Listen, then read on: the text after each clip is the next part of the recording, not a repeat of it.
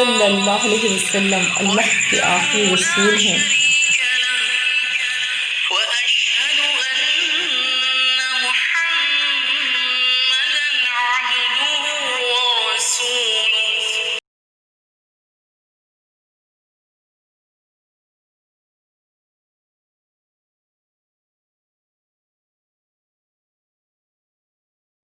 میں گواہی دیتی ہوں کہ اللہ کے سوا کوئی معبود نہیں، وہ اکیلا ہے، اس کا کوئی شریک نہیں، اور میں گواہی دیتی ہوں کہ بے شک محمد صلی اللہ علیہ وسلم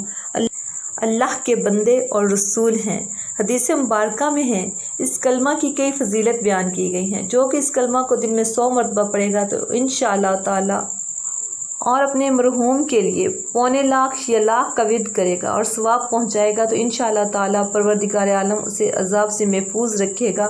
اور جنت کا حقدار ہوگا اور جہنم سے خلاصی ہوگی۔ جو انسان اس حال میں مرتا ہے کہ وہ دل سے گواہی دیتا ہو لا الہ الا اللہ محمد رسول اللہ، تو اللہ پاک اسے بخش دیتا ہے۔ اپنے قریب المرگ لوگوں کو لا الہ الا اللہ کی تلقین کرو۔ رسول معظم صلی اللہ علیہ وسلم نے فرمایا کہ موسیٰ علیہ السلام سے اللہ تعالیٰ نے فرمایا کہ اے موسیٰ، اگر 7 آسمان اور ان کے رہنے والے اور 7 زمینیں یہ سب ایک پلڑے میں رکھ دیے جائیں اور ایک پلڑے میں لا الہ الا اللہ رکھ دیا جائے تو لا الہ الا اللہ والا پلڑا ضرور جھک جائے گا۔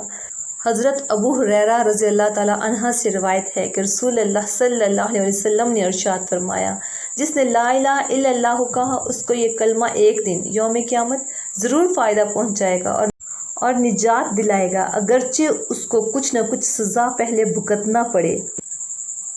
کتاب تصوف و اخلاق میں ہے کہ 70